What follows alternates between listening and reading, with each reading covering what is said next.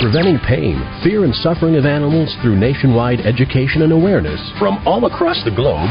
This is Animal Radio. A lot to get done, so little time to do it, so let's get going. First of all, if you're a Johnny Carson fan today, you'll love it.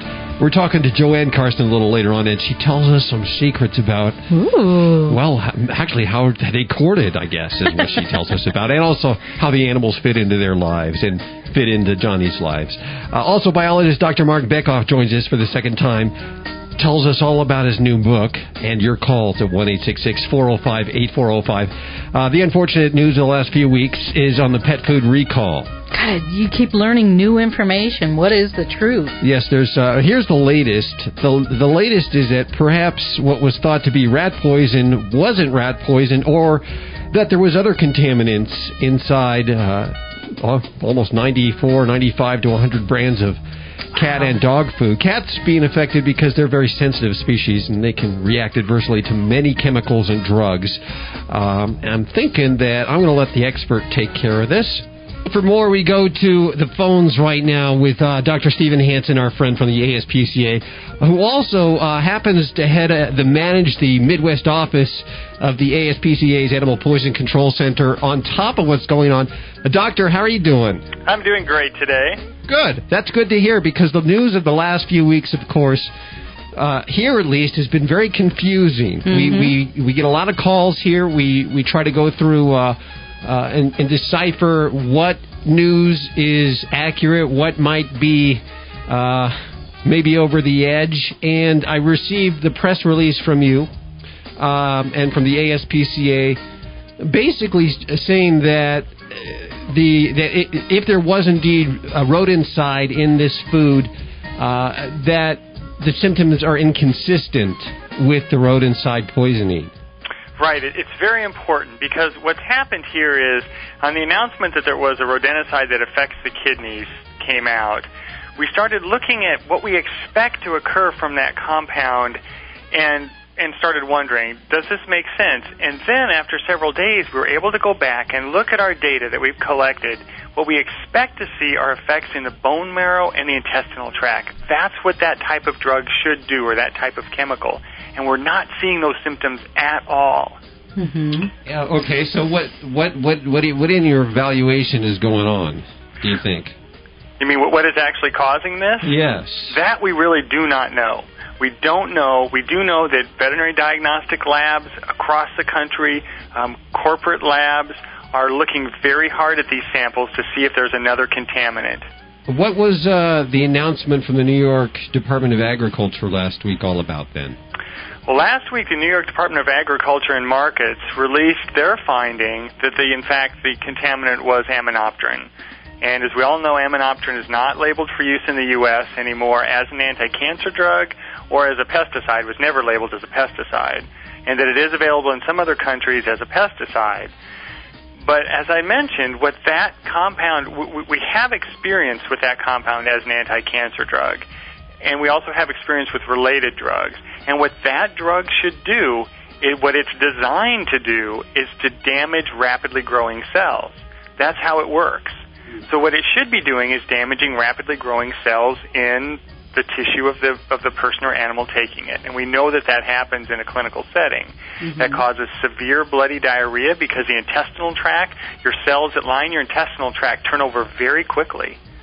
And the bone marrow is particularly sensitive. Is it possible the source was poisoned with more than one thing? Contaminant? Right. At this point, it's entirely possible that those samples that were analyzed that to find aminopterin, they may have contained aminopterin. We don't know. Right now, we really don't know. They could have contained aminopterin. They may contain other contaminants as well. Aminopterin may actually not be there at all, because these are very difficult tests to do when you don't know what you're looking for. So there may have been some nuances in the study and a wrong conclusion was made. We don't know that. It very well may be that there was aminopterin in those samples.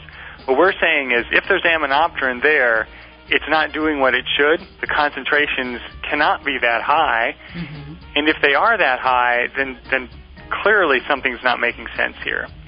And because of that, when we look at data across a large number of animals and don't see something that should be there at all, really important. We do know that we wouldn't expect to see all the signs in every patient, whether they're humans or cats or dogs, and that there's some variation from patient to patient, and there certainly is variation from species to species. But when you look across a large group, you should start to see a picture that falls out. It's something that we do a lot of at the Poison Control Center, is look at large data sets and say, these are the clinical signs that are most common. This is what's being reported. And in this case, the things that are being reported are consistent with kidney failure, no question about that. At least what's being reported. Whether we can correlate it to the food or not is going to be the challenge for diagnosticians down the road. But we're not seeing key signs that should be there at all. I'm going to share with you some of the thoughts that came in through our email, some of my own thoughts, too. Just ask you to comment on them. Okay. This has a major financial impact on not only the recall, but I would imagine a lot of people have changed their brands of foods. This will have a major, major impact on some major brands of food. And there will be the PR companies that are pulled in to try to spin it all. If this had happened to humans, this would be investigated by the FBI, then it would be called terrorism. Possibly. It all depends on what the outcome is, but clearly possibly. Right now, we really don't know what's there and how it got there, but possibly. Your toxicology department, do you think you'll know what's in? You're still trying to determine? You're still trying to determine it? It's still trying to be determined, and right now the veterinary toxicology and pathology community, everybody, is waiting, and we're hoping to get something from FDA soon. And that's all we really know is that we expect to hear information soon. Okay. Well, I appreciate your time and all the hard work. Thank you so much. Thank you for having me. We have more Animal Radio on the way. Dr. Stephen Hansen joining us. You're listening to Animal Radio. You can learn more about today's guest at animalradio.com. Log on. Learn more. Did you see the paper? They mentioned cloning animals for food. Seriously? I thought cloning was still pretty experimental. It is. Most of the animals die or are born with some sort of health defect. So why is the FDA going to approve it? I don't know. It's upsetting that the FDA seems to be ignoring scientific evidence that animals in cloning suffer. And the FDA says that it won't even label cloned foods. That's outrageous. Yeah, and we could be eating meat or drinking milk from cloned animals and not even know it. Is there anything we can do to stop this? You can. Contact the American Anti-Vivisection Society at www.endanimalcloning.org to learn more about the problems with animal cloning and to help keep cloned food off grocery store shelves. Cloning animals for food is not just about food safety. Animal suffering and other ethical issues have been ignored for too long and must be considered. To learn more, visit www.endanimalcloning.org. Just because we can clone animals for food doesn't mean we should. Judy, one of the studio cats just vomited under my desk. Can you clean it up, please? You can do it. Me? I'm busy booking all the celebs for the show. I don't do stains. Well, now you can. Go ahead, grab that bottle of Get Serious over there. It's going to remove both the stain and any pheromones left behind. Just go ahead and squirt it on, work it in, and all you have to do is blot it with a thick towel and hold it for about 5 seconds. Come on, I know you can do it. Okay, I'll give it a try. I'm squirting, working it in, and blotting. And, whoa, the stain is gone. You mean you were able to remove the stain all by yourself? Women, Get Serious is so easy to use, even men can do it. Hey! Yeah, so don't take any more excuses from those guys. It's time to get serious. You can find Get Serious at PetSmart and in pet stores all over. Visit their website at getseriousproducts.com.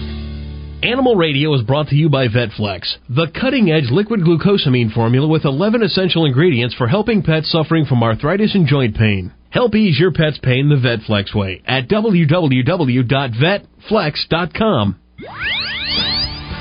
Preventing pain, fear, and suffering of animals through nationwide education and awareness from all across the globe. This is Animal Radio. Dr. Jean Dodd. Hi. Hi, how are you doing? I'm fine, thank you very much. We're calling Garden Grove, California, where you established in the early 90s, I believe, the first private, non-profit animal blood bank. That's correct. What is that exactly about? I understand there's like a network of 2,000 different veterinarians that share this blood bank, or I'm not going to tell you I'm ignorant about it. We operate just like a Red Cross would be for people, and we collect blood on a regular basis with a pediatric unit from greyhounds that we've rescued from several states in the country, Arizona, Oklahoma, and Texas specifically. And these all greyhounds, you said? They're all greyhounds only, and the reason we chose them were several reasons. First of all, there are many available. They're short-haired. They're very easy to be adopted. And we're making a social statement about human foibles, i.e. the racing industry. Sure. And so we thought we could do a variety of things, being a socially conscious business, being nonprofit, having standards exactly like those of the American Association of Blood Banks, which I'm a member of. Now, and we're actually licensed by the state of California. We have a biologics license to do this. If it's all greyhound blood, is that blood universally? I mean, how did? Are you only able to help greyhounds or? No. Okay. No. That wouldn't be any use really, except for greyhounds. Okay. There's this old wives' tale that all greyhounds are what we call universal donors, like a human O. That's actually not true. Okay. Not true. Myth broken here. We pre-screen all the animals for specific blood types. There are 14 blood group antigens in the dog, and we screen for all of them, and then we select the ones that are universal, meaning that all dogs have this one blood type only. And so the blood that we collect and distribute throughout North America and occasionally overseas can be given to any dog at any time. Wow, great. That's awesome. Much needed service. Well, remember that the average pet owner and their veterinarian have no idea what blood type the pet is when it's in a crisis. So it doesn't help to provide blood only for animals that have a matching type because they won't have any idea what that is. Yeah. You're doing something very exciting and new. You're raising money to put together a brand new facility. Is that correct? Correct. What is this about? Okay, well, in addition to moving our greyhounds, we have 200 on site that change census every 2 weeks or so, where they're going to have special suites. We're going to have a new facility, which is called a Restore Health Center, and the purpose of this is to foster pet animal recovery from special needs. Let's say, what happens to an animal that's in a veterinary clinic and has to have a special procedure, say a bone plating, even a transplant, an organ transplant, or some cancer chemotherapy. What happens when the initial treatment has been completed? Where does that animal go if it's not well enough to return to the home because the people have no means to look after it, either because they work or because the animal needs still some ongoing care? So our facility will be a recovery center, which is a transition between leaving the veterinary hospital and going back to the guardian's home. Now, is this for dogs only? No, it's for any species. We even said we'd take ponies and donkeys and stuff as long as they're not too large. Any exotics, we'll have both alternative and complementary medicine as well as traditional medicine. What a wonderful idea. What stage are you in? Is it still the fundraising stage? We're in the dramatic fundraising stage. We have so much interest in people buying sections of the building, like the physiotherapy section, what we call the bubble bath area, all the areas that people are interested in, they've pledged monies for, but we don't have the building. And so it's a $10 million project to complete everything, but we need 2 to begin building. Sure. We're in the final approval process of the City of Garden Grove with the plans. Great. And can just the regular Joes like me help out? Anybody can help out. We would be delighted. Our website is www.hemopet.org.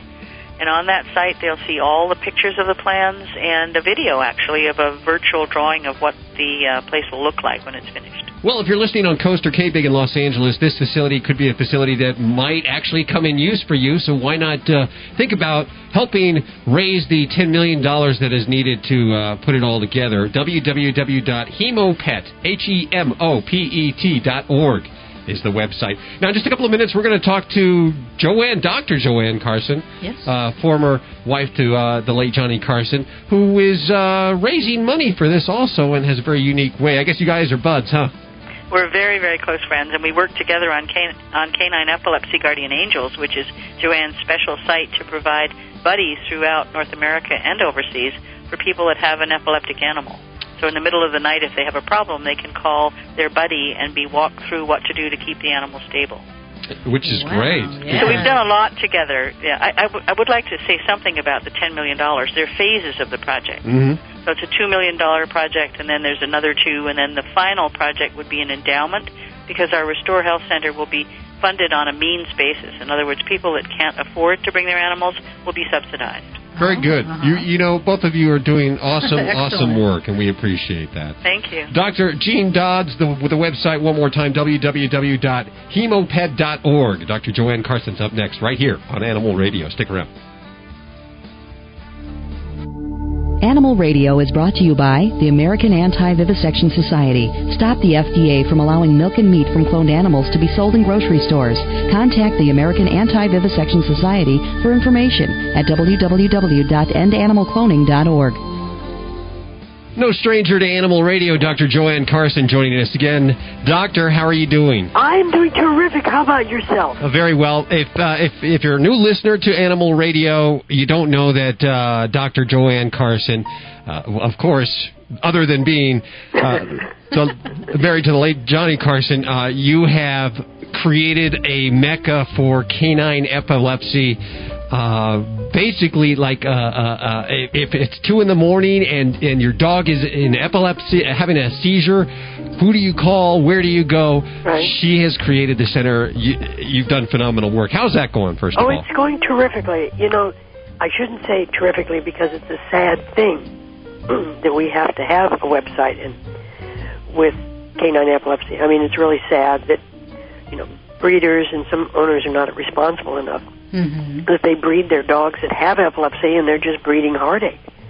And some owners do backyard breeding and they don't let their dog stay in the yard. They let them run around the neighborhood and also breed heartache. So we're there not because we want to be, but because we have to be. You need to be, absolutely, and we're glad that you are. I want to give the website real fast before we go on. Actually, you know what? It's a real long URL, so I'm going to go ahead and... You know what the easiest thing to do? Go to Google and type in EPI Guardian Angels, and my site will come up. And we'll also put a link at animalradio.com. Oh, great. Now, the last time we talked, you were auctioning off Truman Capote memorabilia. Right. How did that go? It went well.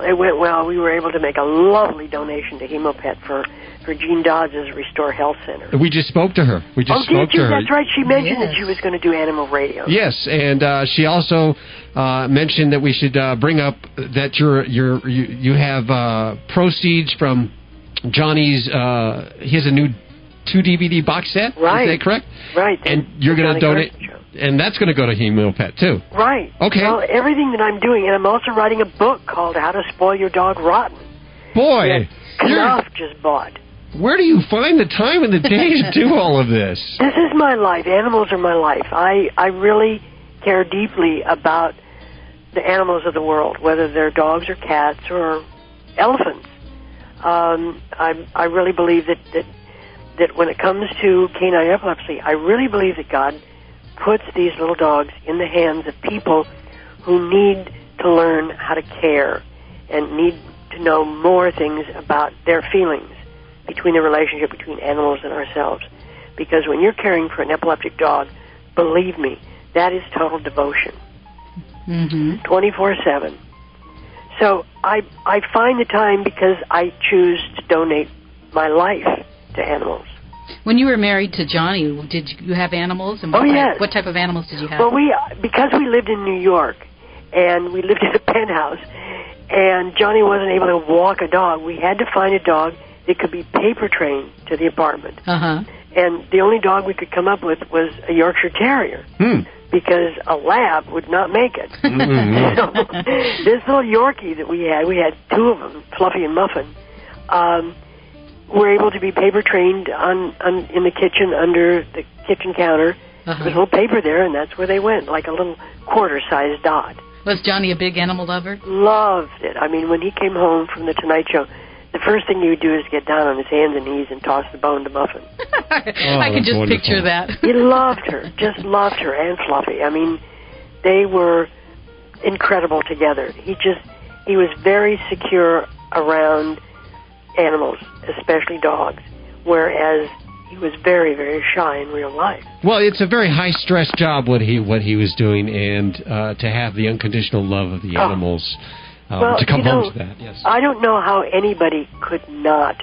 You know, I find people in life that I meet them, and I find that they don't have dogs. I don't want to know them. Yes. Because they're different people than I am. And if this unconditional love and total loyalty and honesty you get from dogs is just, I mean, it's the most healing thing in the world. I mean, it's just rewarding. I've just ended up adopting a little greyhound, a retired racing greyhound, which will bring my pack up to 3. Wow. Or 4, including me, because I'm the alpha. Of course. I love saying that. I love saying to people, I'm the alpha bitch. Yeah, well, now, how do you what? How do you arrange that? That's what I want to know.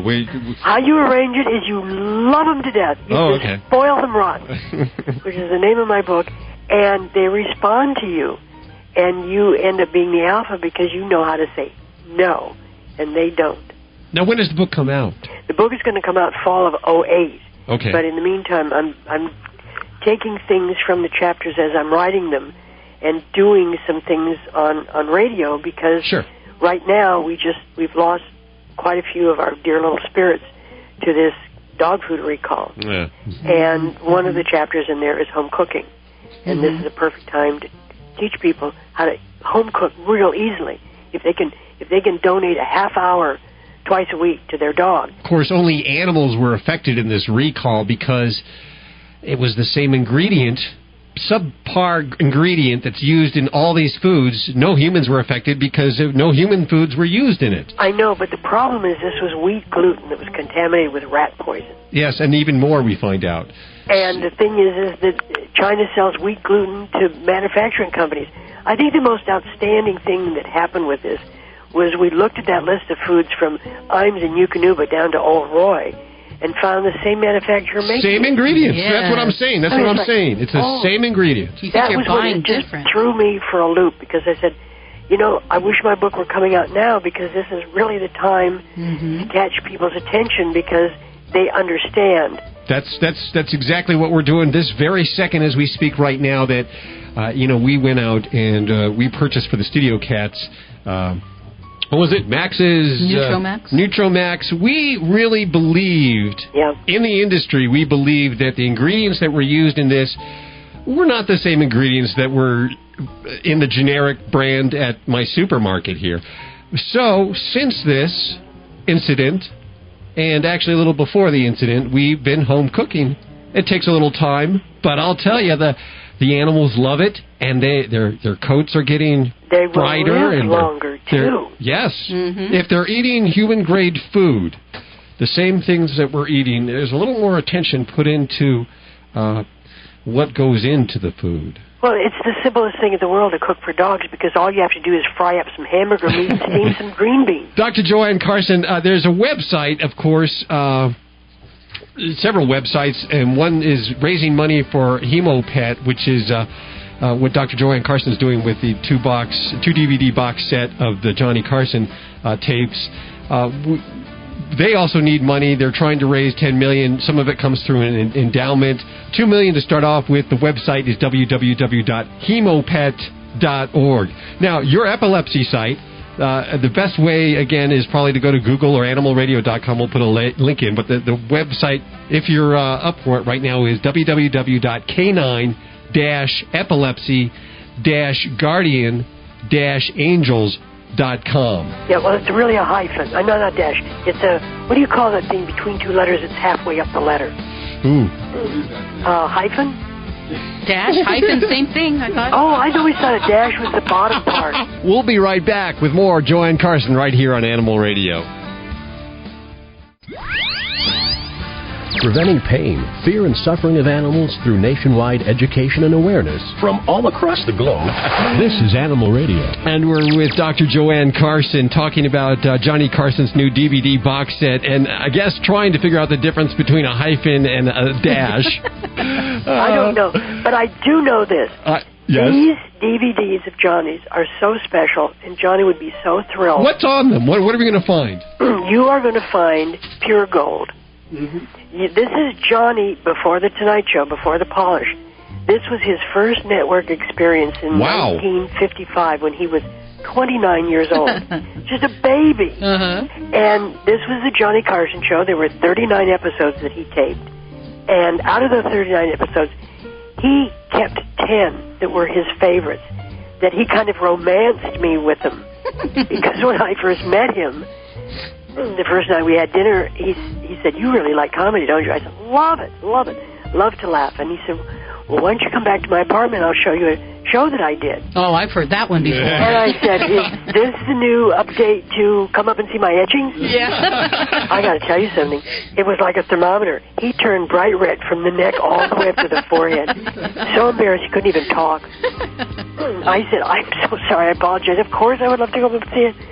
And I went up to see this hysterical show that is just all Johnny, but a young Johnny that's just having such great fun because he wrote all these sketches. So we were hysterically laughing over these. And he said, would you like to have dinner tomorrow night and see another show? And I said, yes.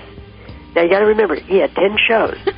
So we had 10 dinners, 10 nights in a row, and saw 10 shows.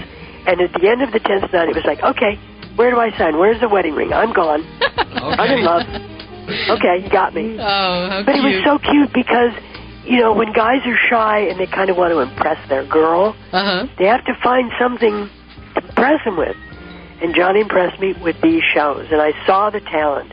And I just, you know, how could you not love someone that was this brilliant and this good, even at 29? Okay, I'll tell you, that was enough of a tease for me. I want to see this now. There's a website to pick this DVD up. That's www.shoutfactorystore.com. And, of course, we'll put that link on animalradio.com. And it's the Johnny Carson Show 2 DVD set from 1955. He was 29 years old. Boy, I can't remember 29. Way behind. The same comedy used to romance Dr. Joanne Carson. Let's get on the internet right now. We got to end this interview so that I can order this CD. Before they're sold out. Oh, yes, because they're very, very special. I mean, it's Johnny's gift to his audience because he said to me a few months before he died, he said, you know, Joe, those kinescopes you have, he said, everybody's putting their old shows on DVD. Why don't you put them together? Because there ain't going to be any more. And there wasn't. And I didn't know that a few months later he would be gone, too. So this is Johnny's gift to his audience of a childhood. He said it's a childhood experience of his. He's really 29. I don't consider that a child. Well, for men. For men, he really is. And he's fun. He's cute. He's adorable. He's the boy next door. He's everything you thought Johnny Carson was. And, of course, the most important thing, portion of the proceeds from the sale of the Johnny Carson Show DVD set goes to Hemopet right there in Los Angeles if you're listening on Coast or K-Big. Or, if you're anywhere in the country, this center, Hemopet, might be sending blood your way for your animal. That's important. And it's also a non-profit organization. All the links that we've mentioned in this interview here at animalradio.com. Doctor, we're going to let you go. Have a great time. We'll speak to you again very soon, though. I hope so. Thank you both. Have a terrific day. You're listening to Animal Radio. You can learn more about today's guest at animalradio.com. Log on. Learn more. New breakthrough writings for those of us that have always known that our furry friends are sentient beings. The Emotional Lives of Animals. We welcome back to Animal Radio Dr. Mark Beckoff. Doctor, how are you? I'm fine. How you doing? Doing very well. Where are we calling you today? I'm at my home in Boulder, Colorado. Oh, lovely Boulder, Colorado. And where just a whole bunch of great people live. Yeah, yes. This is the Mecca of the world, of course. And it's a very animal-friendly city, too, huh? Oh, well, yeah, it is. Yeah. I'd like it to be even friendlier, but I think on average, Boulder's got a great track record. Very, very good. Yeah. So the latest book, really great, really great. Thank you. The Emotional Lives of Animals. And within it, stories of different animals and sort of kind of testaments to being sentient. Right. I've collected an enormous number of stories as well as a lot of scientific data that show conclusively, of course, what we've always known is that many animals have rich emotional lives. They feel pain, they feel joy, they feel grief, and their emotions really matter. Well, wait a second. If we've always known that, why is it there's so much tragedy still? Human beings are great at denying the reality of life. Mm-hmm. And, no, seriously, though, I think part of it is that a lot of people don't want to face up what we do sort of collectively to animals and as individuals. And so I think that what's happening now is people, when we say we've known it, we felt it. You know, we feel their emotions. You live with a dog, you live with a cat, even with a bird. And so science is catching up with common sense in many ways. But we're also learning a lot. You know, we recently just learned that mice are empathic rodents. How did we learn that? Well, it was done in a horrible way. Okay. Acetic acid was injected into the paws of rodents while other mice watched them. And the mice who were watching showed empathy. They experienced more pain when they saw other mice in pain. So, you know, frankly, anybody who's lived with mice or has been around mice, which a million people have because they're used, you know, in so much research, knew this. But now we know it, and now it means that it's just simply egregious and not permissible to do any more painful experiments with mice. How is that measured? Empathy in mice, how is that measured? Other than facial expressions, I know it's very apparent in elephants. They grieve. But how is that actually measured, and is there a sense of anthropomorphism put into that? Well, no. I mean, this was studied neurally, looking at the firing of neurons in the brain. Okay. And it's also probably conveyed by odor. So, for example, in dogs, when my dog Jethro would smell the odor put out by a stressed dog, Jethro would show stress. So when he went to the veterinarian, he loved going to the vet. But one day I brought him to the vet, and he refused to go into the office. And I thought, this is weird. And the vet came out and said, no, it's not weird at all. The dog who was just here was very stressed. So, Wow. Yeah, so Jethro, basically smelled what's a stress pheromone. So are we being anthropomorphic? Well, not really. Okay. I mean, we have to use the language we know to describe and explain the behavior of animals. We have no choice. And you're anthropomorphic if you don't think animals have emotions. But since they do, we're not inserting anything new into them. You bring up kind of an important thing, studying animals, using animals as research and to learn more. We were just talking the other day about the dogs that they were using for research. I don't know if you remember that, Judy. But for cancer? For cancer. Right. And they, of course, learn a lot, but at the sake of, losing an animal or hurting an animal. Where are we there?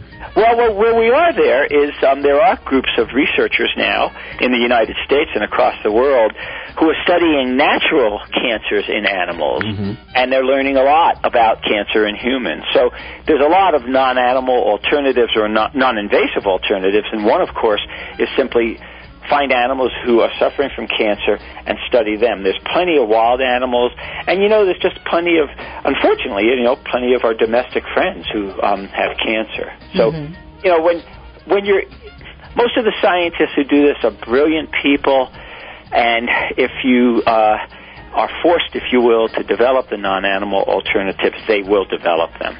I want to get back to the book because it's really filled with light humor. Not what we're talking about right now so much, but it's actually some touching stories. Can you share one of the stories, a quick synopsis of one of them?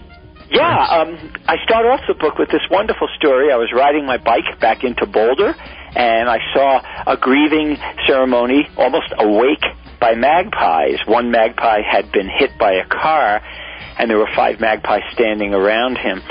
One went in and touched the corpse. Another went in and touched the corpse like elephants would to a dead elephant. And then one flew off and brought back some grass to his dead buddy. And then another one did the same.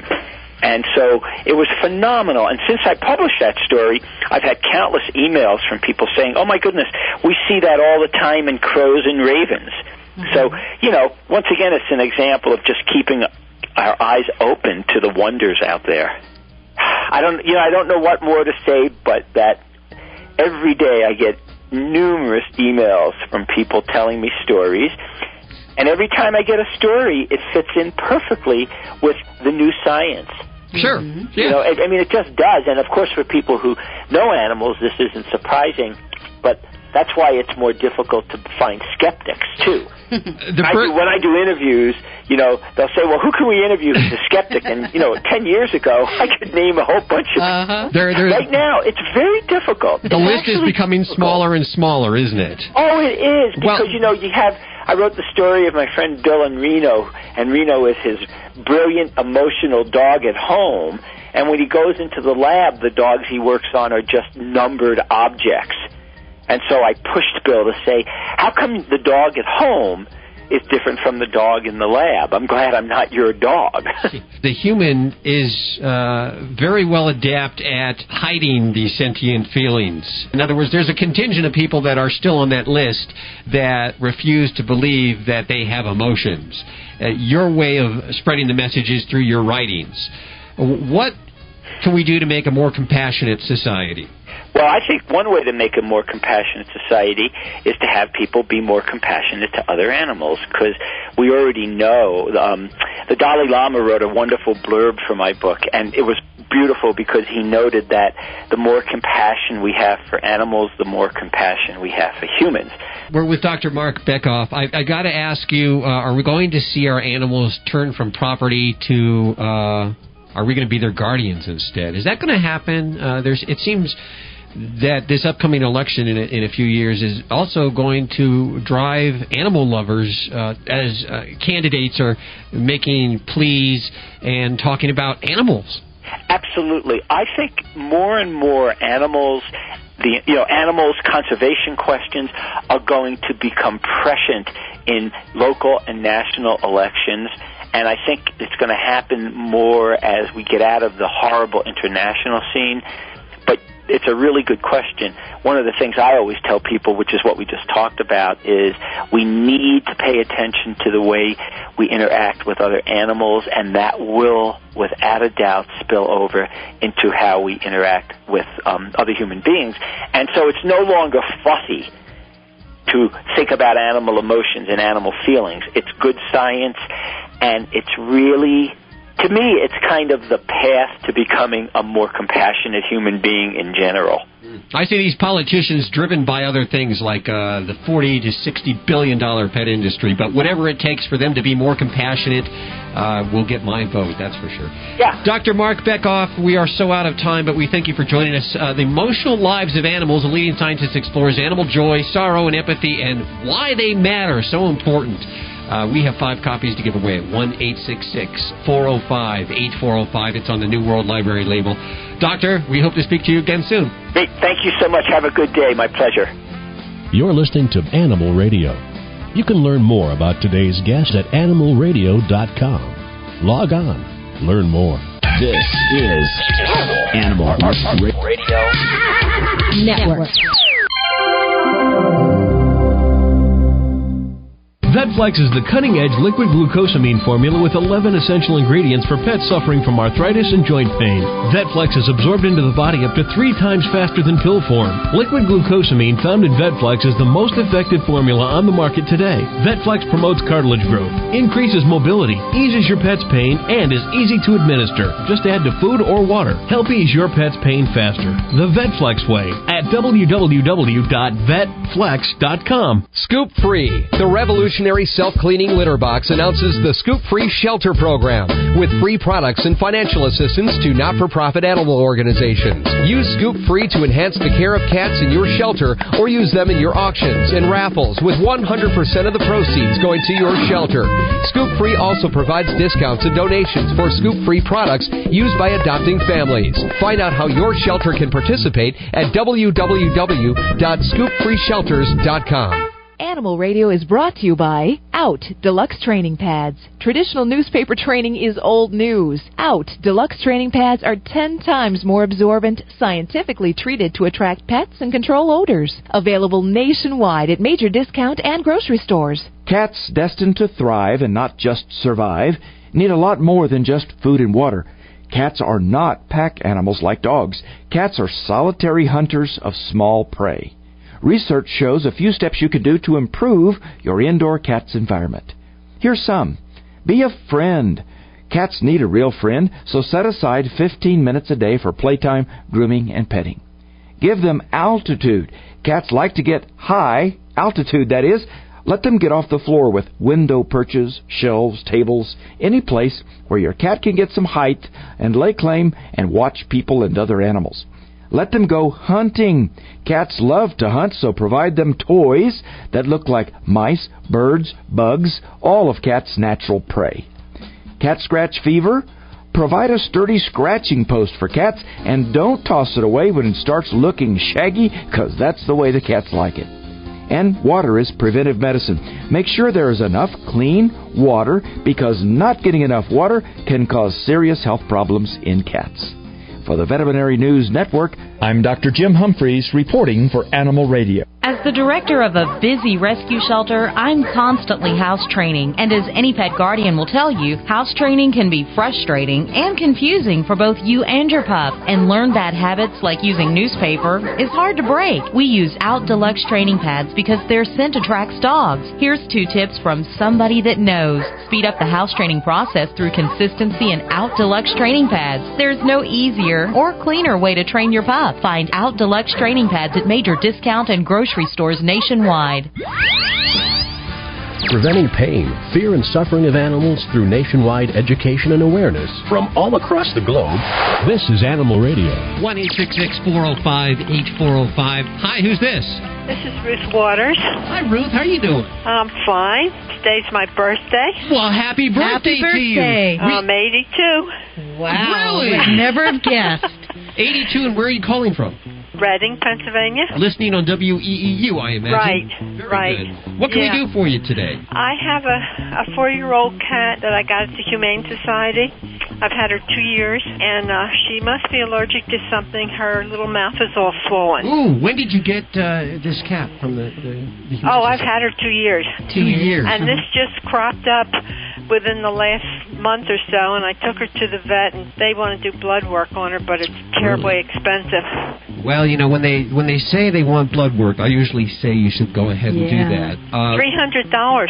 I completely understand. I can sympathize with you 100%. Let me ask you this question. Is there any obvious changes that occurred about the time that you started to notice the allergy in being maybe a new dish, a plastic dish, a paper dish?